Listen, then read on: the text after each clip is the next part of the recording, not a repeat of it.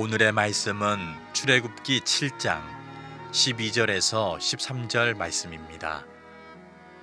각 사람이 지팡이를 던짐에 뱀이 되었으나 아론의 지팡이가 그들의 지팡이를 삼키니라. 그러나 바로의 마음이 완악하여 그들의 말을 듣지 아니하니 여호와의 말씀과 같더라. 아멘. 지난 3년간 진짜 같은 가짜 위조 지폐가 1700장이 발견이 됐다고 합니다. 요즘 화두가 되고 있는 우리 사회의 문제 중에 가짜 뉴스가 판을 친다는 겁니다. 도대체 뉴스를 접하면 어떤 게 진짜고 어떤 게 가짜인지, 때로는 가짜 뉴스가 많은 사람들의 귀와 눈을 가로막아 혼란을 부추기는 경우가 있어서 무엇이 진실인지 분간하기 어려운 세상을 만나고 있습니다. 세상에는 가짜 같은 진짜도 있지만 진짜 같은 가짜도 사실은 더 많습니다. 이 가짜 같은 진짜에 파묻혀서 사는 우리들이 진짜를 보기 어려운 때를 살고 있는데, 그 중에 가장 심각한 문제가 저는 진리의 문제라고 생각합니다. 많은 사람들은 서로 내가 진리라고 주장합니다. 내가 믿고 있고 내가 알고 있고 또 내가 정의하는 이 진리가 전부라고 생각합니다. 그러나 사실 이 땅의 진리는 예수 그리스도이십니다. 그런데 워낙 많은 가짜 진리가 현혹하다 보니 진짜 진리이신 예수 그리스도가 묻혀지고 있다는 겁니다. 오늘 저는 예배하는 여러분에게 진짜와 가짜를 구별할 수 있는 지혜가 있고 또 그것을 볼 수 있는 눈이 열리기를 진심으로 축복합니다. 우리는 넘쳐나는 이 가짜의 진리 속에서 진짜 진리를 붙들기 위해서 무엇을 해야 될까? 오늘 출애굽기 7장의 말씀을 나누게 될 텐데, 지난 시간에 왕과의 첫 만남에서 철저하게 실패하고 그리고 상처를 안고 돌아선 모세의 이야기를 전해드렸습니다. 하나님께서 내가 함께 할 테니 도와줄 테니 가라, 이렇게 하나님 믿고 그 말씀 듣고 도전을 했는데 결과는 더 안 좋아졌습니다. 백성들은 더 어려워졌고 그리고 모세는 자신이 할 일이 없어졌어요.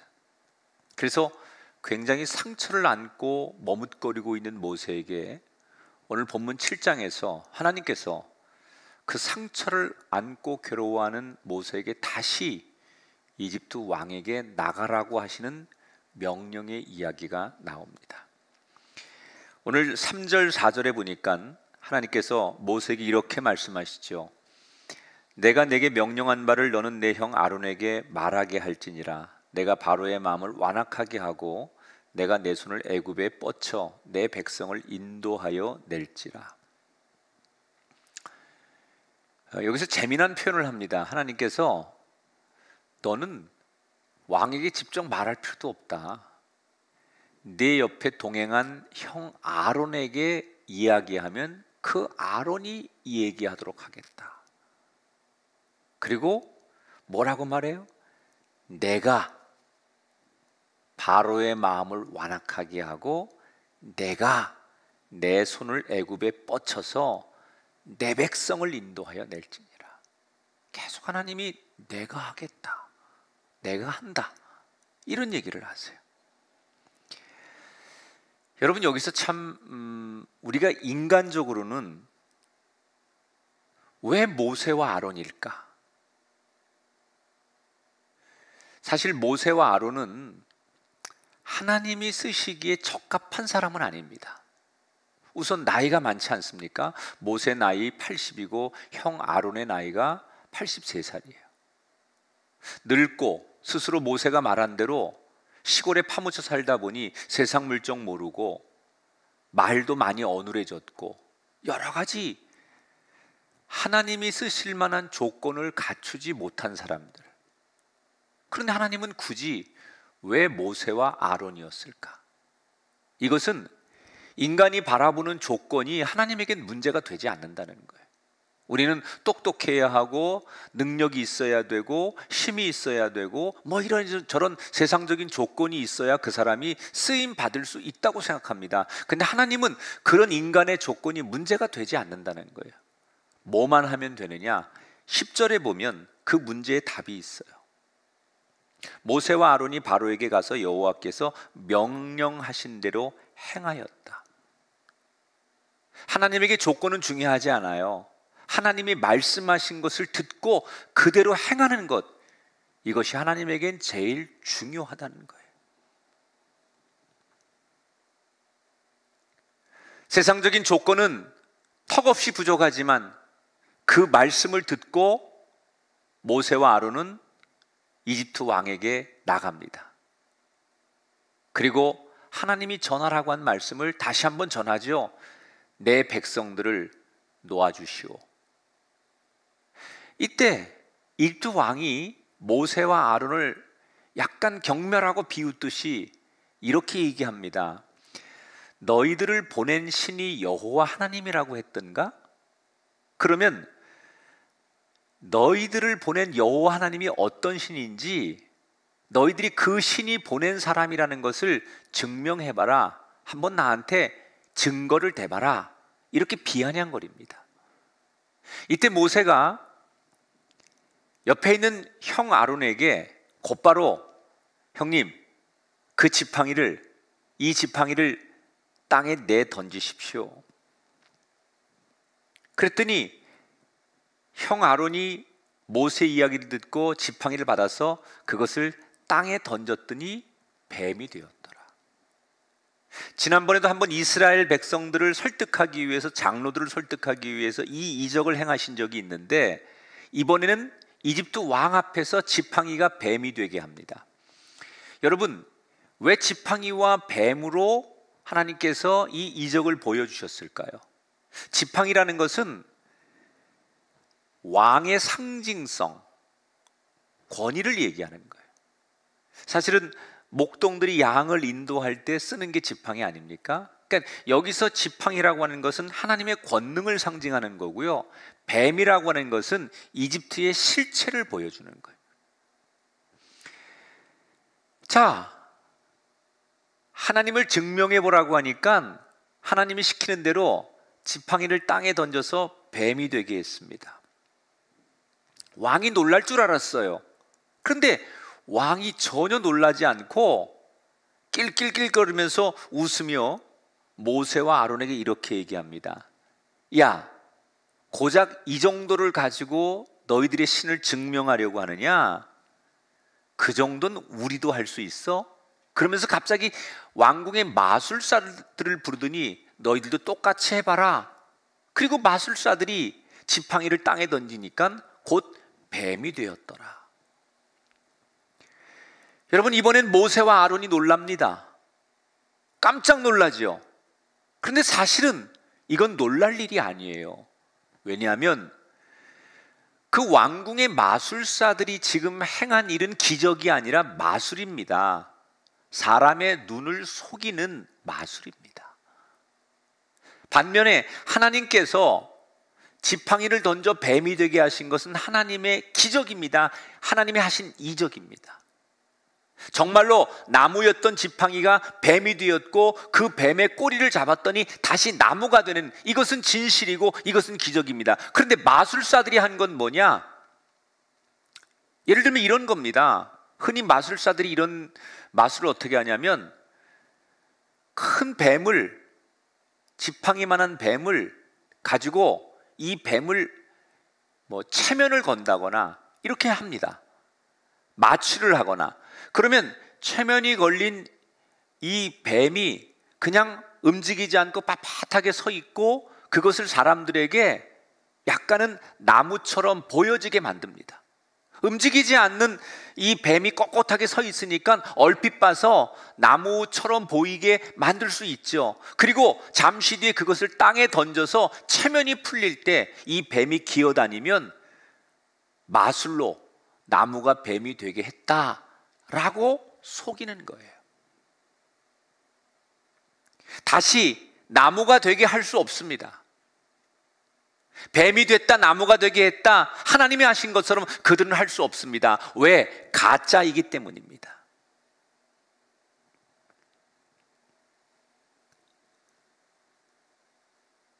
이집트 왕은 마술사들이 한 일로 만족해하며 모세와 아론이 한 것을 자기들도 할 수 있다는 것에 대해서 대단히 만족하고 기뻐합니다. 그런데 잠시 뒤에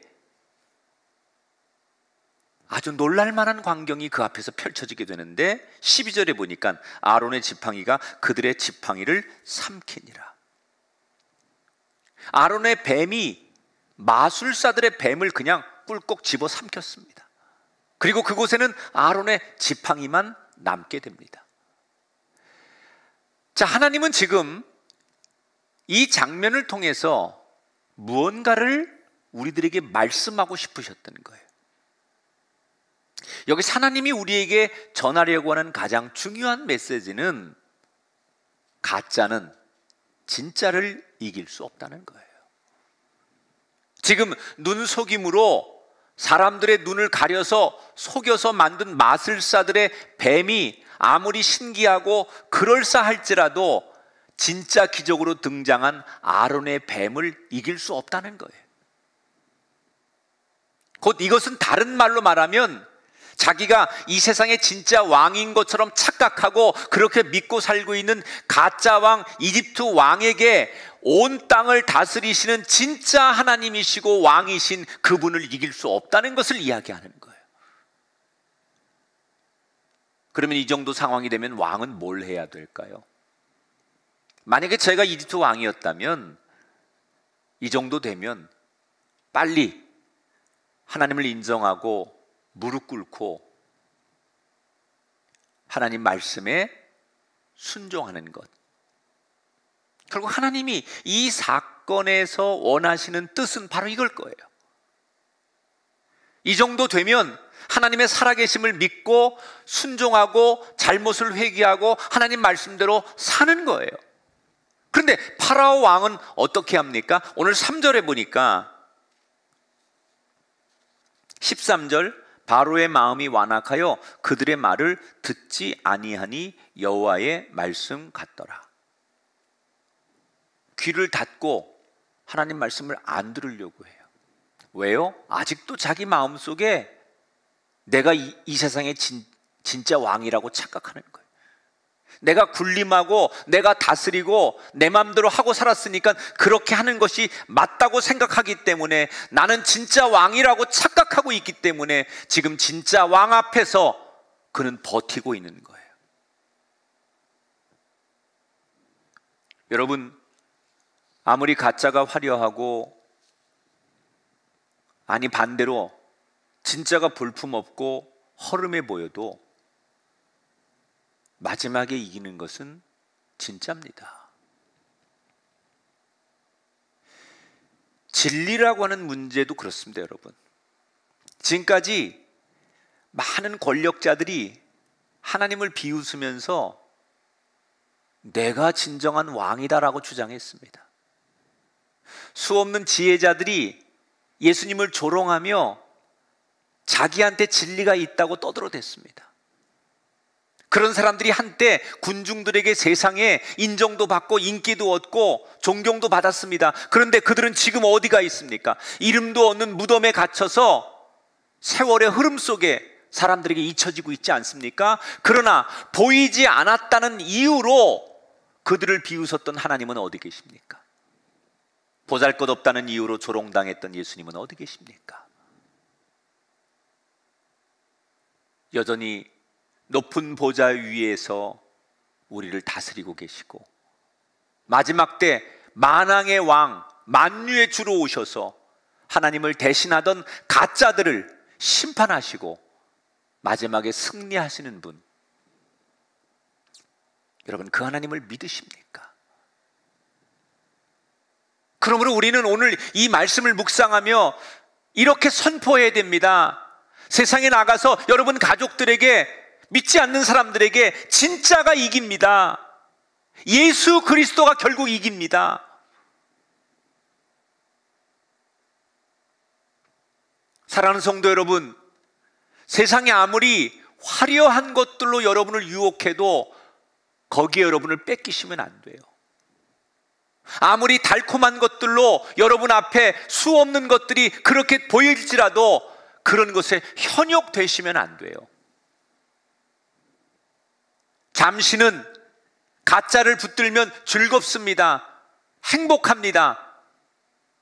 그러나 최후의 승리는 가짜에게 있지 않고 진짜에게 있습니다.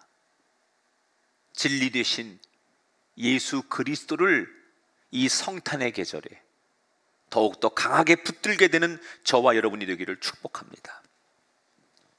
지금 이집트 왕은 모세와 아론에게 자기들이 대항할 수 있는 힘이 있다는 것 정도로 만족해 하는 거예요. 그리고 모세와 아론을 쫓아냅니다. 이때 모세와 아론은 혹시나 왕이 마음이 좀 바뀔까 하고 며칠을 기다려 봅니다. 그러나 며칠을 기다려도 왕은 전혀 변하지 않습니다. 그 사이에 이스라엘 백성들의 고통은 점점 더 커지게 됩니다. 이때 하나님께서 모세에게 분명한 하나님의 계획을 말씀하시는 장면이에요.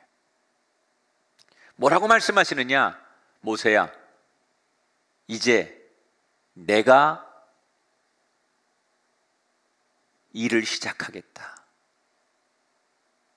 그러면서 하나님께서 선언하시고 곧바로 이어지는 게 우리가 잘 알고 있는 이집트 땅에 내리는 10가지의 재앙이에요. 오늘 그 첫 번째 재앙이 소개가 되는데 바로 나일 강이, 그리고 이집트 땅의 모든 이집트 백성들이 집집마다 가지고 있는 물이 핏빛으로 붉게 변하는 재앙이 내려옵니다. 하나님께서 모세에게 너 내일 나일 강가로 나가 있거라. 그러면 거기서 왕을 만나게 될 텐데 그때 내 계획을 다시 한번 선포하고 말을 듣지 않거든 네가 들고 있는 지팡이로 나일 강변을 쳐라. 그러면 그 나일 강이 피로 변할 것이고 다시 내 형 아론에게 지팡이를 주고 이집트 땅을 향해서 손을 펴게 해라. 그러면 이집트 땅에 있는 모든 백성들의 집 안에 있는 그릇마다 차 있는 물들이 다 피로 변할 것이다. 여러분, 여기서 왜 하나님께서 10가지의 재앙을 내리시는데 첫 번째 재앙을 나일 강이 피로 변하게 하셨을까요? 이 이집트 사람들에게 나일 강은 굉장한 의미 부여가 있습니다. 그래서 물이라고 하는 것은 여러분 생명의 시작 아닙니까? 특히 이집트 사람들에게 이 나일 강은 자기들에게 풍요를 주고 자기들에게 번영을 주었던 곳이에요. 그래서 굉장히 신성한 강이고 실제로 당시에 이집트 사람들은 이 나일 강을 지키는 하핏신을 굉장히 숭배합니다. 어떤 백성들은 나일 강에서 나오는 고기를 신성하게 여기고 그것을 경배하기도 해요. 그래서 이 이집트 왕도 때가 되면 나일 강을 지키는 하핏신에게 가서 제사를 드리는 것으로 자신의 업무를 시작할 때가 있는데 아마도 하나님께서 나가라고 한 날 아침에 왕은 하피 신전에 들리려고 나왔던 것 같아요. 여러분, 나일 강변이 얼마나 큽니까? 어디 가서 왕을 기다립니까? 하나님께서 나일 강변으로 가라고 했지만 어느 쪽으로 가라고 얘기 안 하시고 그냥 나일 강변으로 가라니까 모세와 아론이 나일 강으로 나갑니다. 다음 날. 그런데 신기하죠? 잠시 뒤에 왕이 모세와 아론이 있는 쪽으로 오는 거예요. 하나님이 시킨 대로 왕을 보자마자 하나님의 명령을 전한 다음에 그 명령을 듣지 않으니까 모세가 지팡이로 나일강을 내려칩니다. 그리고 나서 아론이 다시 지팡이를 들고 이집트를 향해 팔을 쭉 내밉니다. 그랬더니 나일강뿐만이 아니라 이집트 전역이 붉게 변하기 시작했어요. 여러분, 이 성경의 진리, 이 성경의 사실적인 이야기를 굳이 인간들은 또 이것을 아니라고 변증하려고 없는 말을 만들어내고 연구한답시고 별 얘기를 다 하는데, 그 중에 하나가 뭐냐? 에이, 그건 기적이 아니라 저 나일강 상류에 있는 붉은 황토가 물이 범람해서 나일강으로 흘러 들어오니까 그렇게 나일강이 핏빛으로 변한 것처럼 보인 거지 실제로는 피로 변한 게 아니야, 이렇게 주장하는 학자도 있고요. 또 어떤 학자는 햇빛에 되게 시각적으로 붉게 보였을 뿐이지 실제 피로 변한 건 아니야, 이렇게 이 성경을 왜곡해서 이야기하는 사람들이 있어요. 아닙니다, 여러분. 분명한 것은 하나님께서 그 나일강을 심판하신 거예요. 성경의 뒤에 어떤 얘기가 나오냐면 나일강에 있는 모든 고기들이 둥둥 떠가지고 생명들이 다 썩어가지고 악취로 진동을 합니다. 그뿐이 아닙니다. 이집트 백성들의 집집마다 물이 다 변해서 먹을 수가 없어서 이 성경 뒤에 보면 사람들이 거리로 뛰쳐나와서 물을 구하려고 운물을 파느라고 온 백성들이 난리를 치는 걸 보면 이거는 학자들이 주장하는 대로 자연의 현상이 아니라 하나님께서 계획하고 작정한 대로 이집트를 심판하시고 재앙을 내리신 게 맞다는 거예요.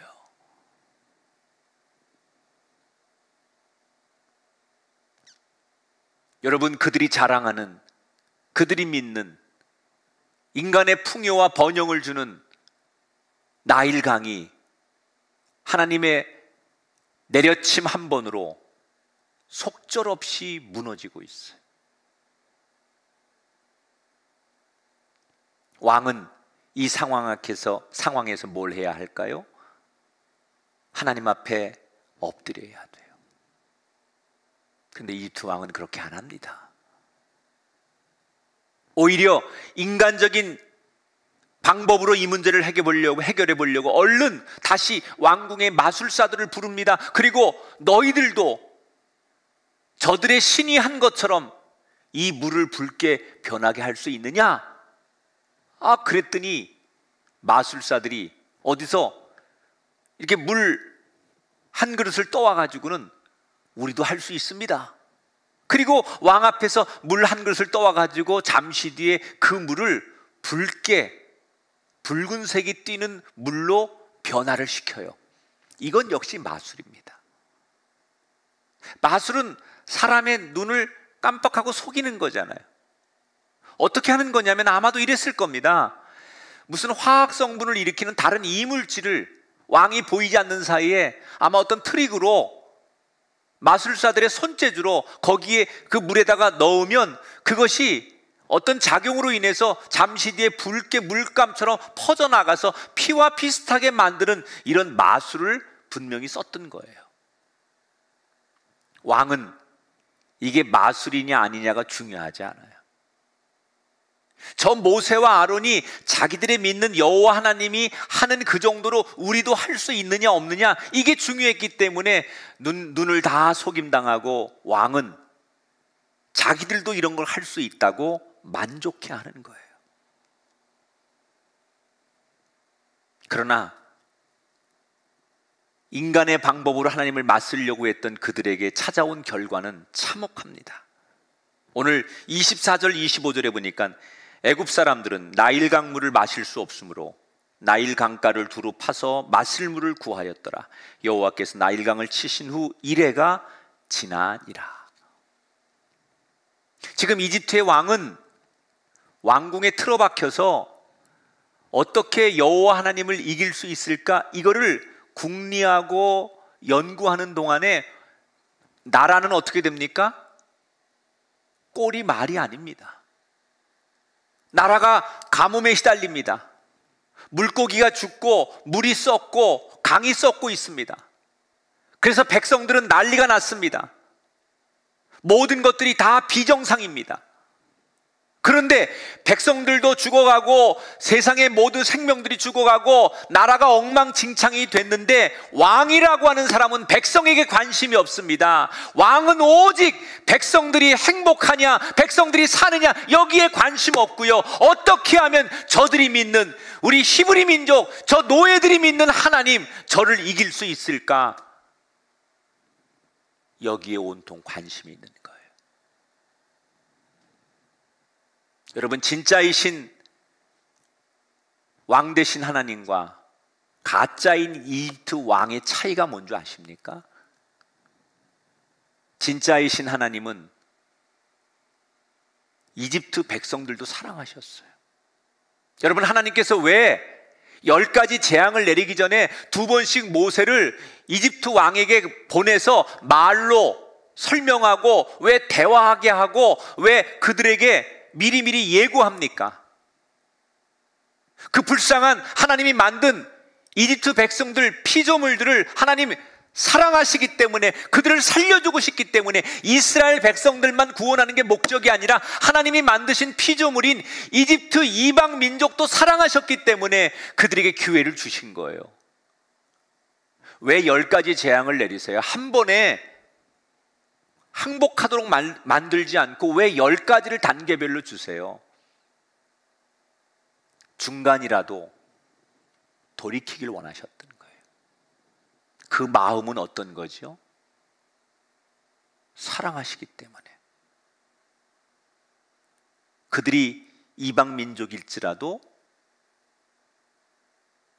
그들을 사랑하시기 때문에 시간을 주고 기회를 주는 거예요. 이게 진짜 왕이 갖는 마음이에요. 그런데 가짜 왕이었던 이집트 왕은 어떻습니까? 자신이 다스리는 백성들에겐 관심이 없습니다. 오직 자기의 야망, 하나님을 이겨보겠다는 생각, 사람들 앞에 군림하겠다는 생각 위에는 지금 남을 돌보고 연약한 사람들을 품고 그들을 배려하는 거에는 관심이 없습니다. 그렇기 때문에 가짜 왕 밑에 있는 이집트의 백성들은 고통을 당하는 거예요. 진짜와 가짜의 차이입니다. 가짜는 나만 성공하고 나만 잘 되면 돼요. 남이 어떻게 되든 다른 사람이야 어떻게 살든 나만 잘 되면 되는 게 가짜의 속성입니다. 그러나 진짜는 남을 배려합니다. 영혼을 먼저 생각합니다. 생명을 살리는데 초점을 맞춥니다.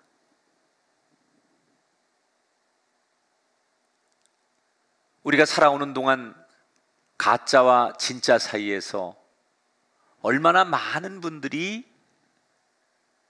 잘못된 선택을 하고 살았는지 몰라요.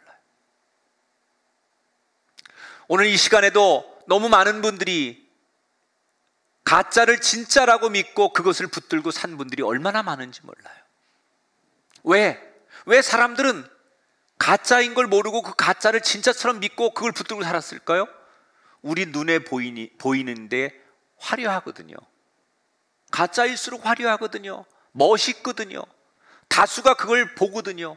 그래서 사람들은 그냥 눈에 화려하면 그게 진짜인 줄 알고 가짜를 진짜로 생각하고 따라가요. 여러분, 우리가 믿는 하나님은, 예수 그리스도는 화려한 적이 없었어요. 인간의 눈에 멋있어 보이지 않았어요. 예수님이 화려한 왕궁에 태어나지 않았어요. 의리의리한 의사들의 손에서 둘러싸이지 않았어요. 정말 동물의 그 말구유에, 동물의 먹이통에 가장 초라하고 누구도 돌보지 않고 누구도 시선 주지 않는 가장 연약하고 볼품없는 곳에, 멋있지 않은 곳에 언제나 하나님은, 예수님은 존재하셨어요. 그런데 문제는 마지막에 누가 이깁니까? 화려한 가짜가 이깁니까? 화려하지 않더라도 진짜이신 하나님이 이기십니까? 여러분, 우리 모두는 가짜로 살면 결국 망합니다. 그런데 하나님을 붙들면 잠시는 우리가 망하는 것 같지만, 잠시는 우리가 뒤처지는 것 같지만, 결국 진짜를 붙들었기 때문에 마지막에는 최후의 승리자가 됩니다. 우리는 무엇을 붙들어야 할까요? 진짜이신 하나님을 붙드십시오. 그래서 우리는 예수 그리스도께 나와야 합니다.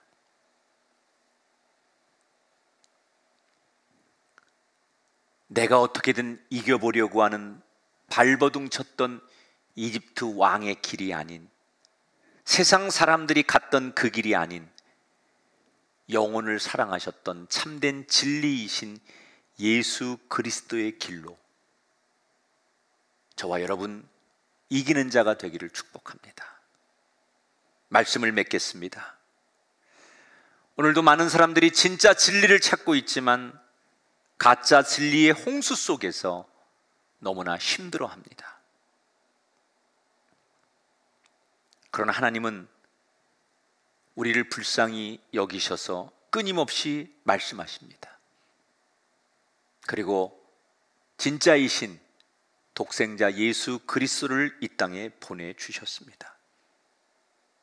이 성탄의 계절에 진짜이신 참 진리이신 예수님을 바라보시고 그 예수님을 붙드셔서 평안과 자유와 승리를 얻어가는 하나님의 거룩한 백성들이 되시기를 주님의 이름으로 축복합니다.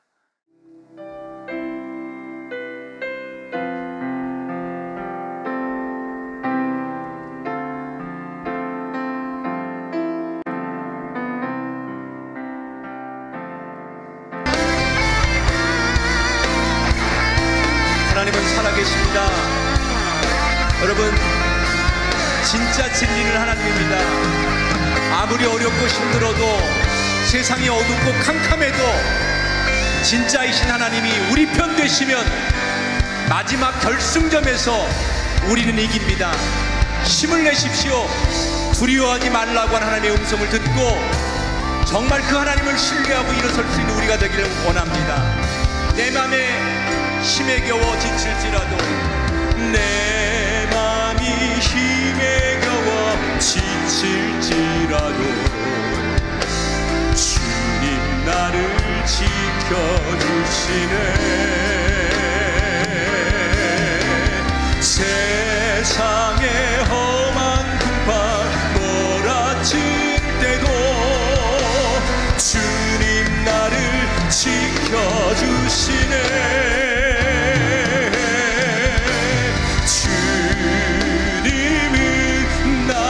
산소 주님은 나의 요새, 주님은 나의 소망, 나의 힘이 되시며 주님은 나의 산소,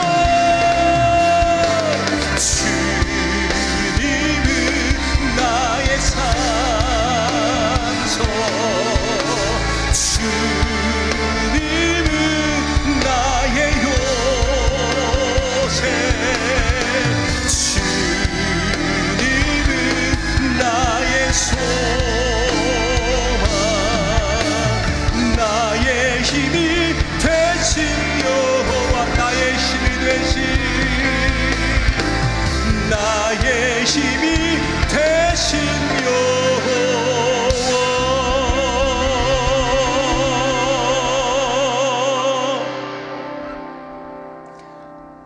두 손을 가슴에 얹고 기도합니다. 우리는 절망하지 않습니다.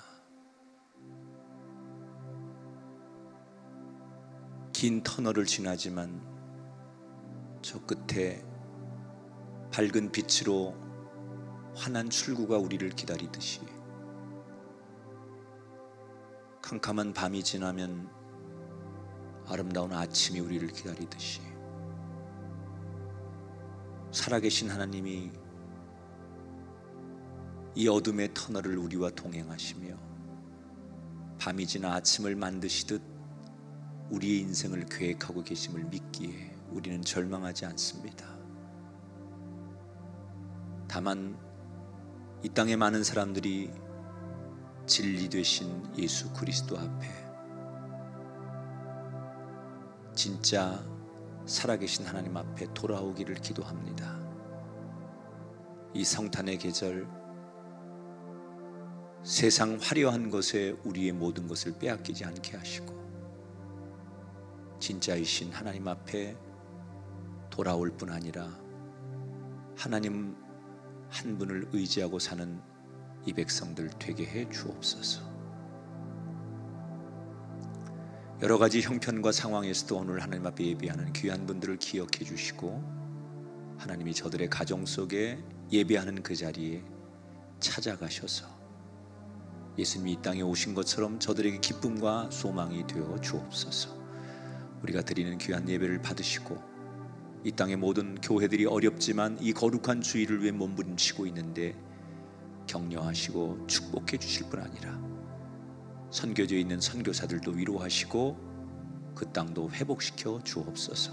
우리가 드린 귀한 예물 위에 주의 더 큰 은혜와 축복이 임하기를 원하며 이제는 우리 주 예수 그리스도의 은혜와 하나님 아버지의 극진하신 사랑하심과 성령님의 감화 감동 역사하심이 이 땅 구석구석 위에 하나님을 찬양하고 하나님의 이름을 부르는 모든 백성 위에 영원토록 함께하기를 축원하옵나이다. 아멘.